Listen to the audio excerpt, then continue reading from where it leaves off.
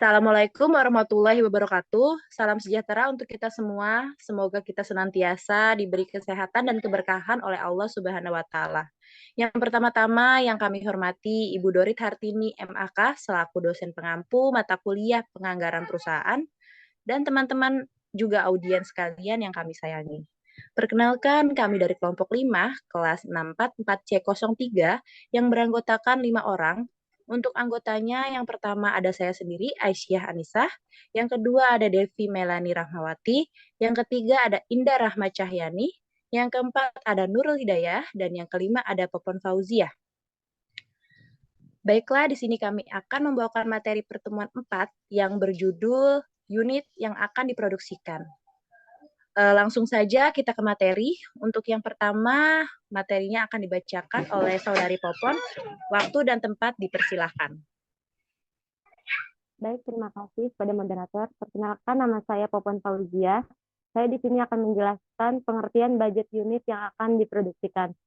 Ialah budget yang merencanakan secara lebih terperinci tentang jumlah unit barang yang akan diproduksikan oleh perusahaan selama periode yang akan datang. Yang di dalamnya meliputi rencana tentang jenis kualitas barang yang akan diproduksikan, jumlah kuantitas barang yang akan diproduksikan, serta waktu kapan produksi tersebut akan dilakukan.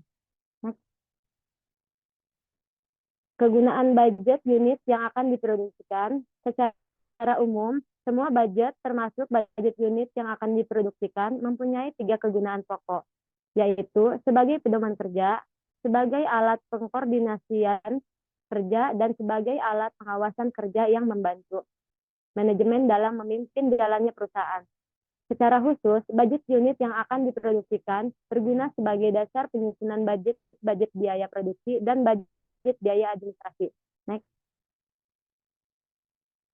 Baiklah, untuk pemateri yang kedua dipersilahkan untuk Indah Rahma.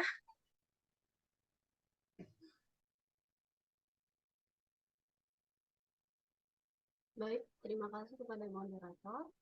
Perkenalkan, nama saya Indah Rahma Cahyani. NIM saya 6421104. Di sini saya akan menjelaskan tentang tujuan anggaran produksi.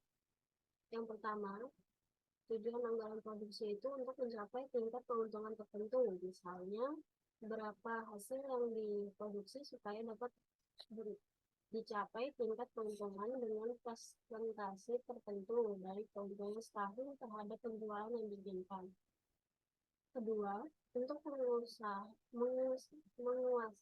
pasar tertentu sehingga hasil perusahaan ini tetap mempunyai market share tertentu. Yang ketiga, untuk mengusahakan supaya perusahaan pabrik ini bekerja pada tingkat efisien tertentu. Yang keempat, untuk mengusahakan dan mempertahankan supaya pekerjaan dan kesehatan kerja yang sudah ada dapat semakin berkembang. Selanjutnya, ada pendekatan penyusunan anggaran produksi. Yang pertama, kebijaksanaan yang mengutamakan stabilitas tingkat produksi dengan tingkat persediaan dibiarkan mengembang. Kedua, kebijaksanaan yang mengutamakan pengendalian tingkat persediaan barang dengan tingkat produksi dibiarkan mengembang. Ketiga, kebijaksanaan yang merupakan kombinasi di mana tingkat produksi maupun tingkat persediaan sama-sama berubah dalam batas tertentu. Faktor yang mempengaruhi penyusunan budget unit yang diproduksikan. Yang pertama, rencana penjualan yang tertuang dalam budget penjualan. Kedua, kapasitas mesin dan peralatan produksi yang tersedia. Ketiga, tenaga kerja yang tersedia. Keempat, modal kerja yang dimiliki perusahaan. Kelima, fasilitas yang dimiliki perusahaan. Keenam, luas perusahaan yang optimal. Ketujuh, kebijaksanaan perusahaan terlebih dan persediaan barang jadi atau inventory policy. Kedelapan, kebijaksanaan perusahaan dalam menetapkan pola produksi selama periode yang akan datang. Sekian penjelasan dari saya. Waktu dan tempat saya kembalikan kepada moderator. Baik, terima kasih Saudari Indah. Berikutnya Saudari silakan. Waktu dan tempat dipersilakan untuk Saudari Nurul Hidayah. Saya Nurul Hidayah, NIM 642111609.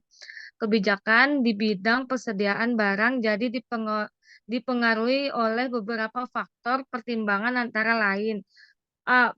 Fluktuasi penjualan dari waktu ke waktu selama periode yang akan datang. B. Fasilitas tempat penyimpanan yang tersedia. C. Risiko kerugian yang timbul selama barang dalam penyimpanan. D. Biaya-biaya yang timbul dalam rangka penyimpanan.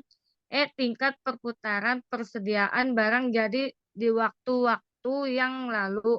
F. Lamanya waktu yang diperlukan untuk memproses bahan mentah hingga menjadi barang jadi. G. Modal kerja yang dimiliki perusahaan. Next.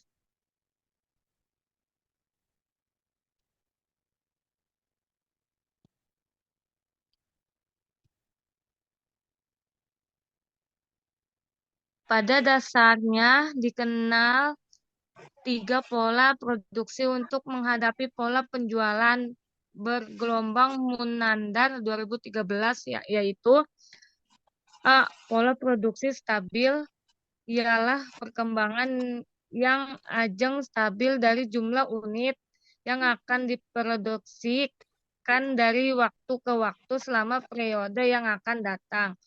B. Pola produksi yang bergelombang sesuai dan setingkat dengan gelombang dari pola penjualan ialah pertimbangan jumlah unit yang akan diproduksikan dari waktu ke waktu selama periode yang akan datang. Yang tidak ajeng, yang tidak teratur, melainkan berfluktuasi sesuai dan setingkat dengan fluktuasi penjualan. C. Pola produksi yang bergelombang secara lebih moderat daripada gelombang dari pola penjualan ialah perkembangan jumlah unit yang akan diproduksikan yang tidak ajeng dan tidak teratur dari waktu ke waktu, tetapi fluktuasinya tidak sesuai dan tidak setingkat dengan fluktuasi jumlah penjualannya, melainkan lebih. Ini contoh pola produksi stabil. Next. Yang kedua, pola produksi bergelombang. Next. Pola produksi moderat. Baiklah, untuk Saudari Devi, waktu dan tempat dipersilahkan. Baik, Wati akan menjelaskan tentang bentuk budget unit yang akan diproduksikan. Tidak ada sesuatu bentuk standar yang harus dipergunakan oleh perusahaan jika ingin menyusun budget unit yang akan diproduksikan. Ini berarti tiap-tiap perusahaan mempunyai kebebasan untuk menentukan serta formatnya sesuai dengan keadaan perusahaannya masing-masing. Untuk latihan penyusunan budget unit yang akan diproduksikan bisa dipelajari di video pembelajaran berikutnya.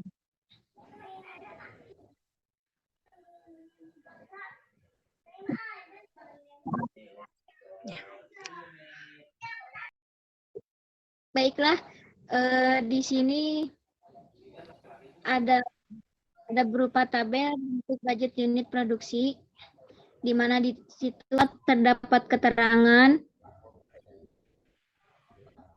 berupa bulan seperti Januari, Februari, April, Mei, Juni, Juli sampai dengan Desember, kemudian diberi penjualan, kemudian ada persentase awal, kemudian ada kekurangannya, kemudian ada persentase akhirnya, dan kemudian ada jumlah produksinya. Sekian dari saya, dikembalikan ke moderator. Baiklah, sekian pemaparan materi dari kelompok 5. Untuk selanjutnya kami kembalikan kepada dosen Ibu Dorit Hartini. Terima kasih. Mohon maaf atas kekurangan dari kelompok kami. Kurang lebihnya mohon maaf.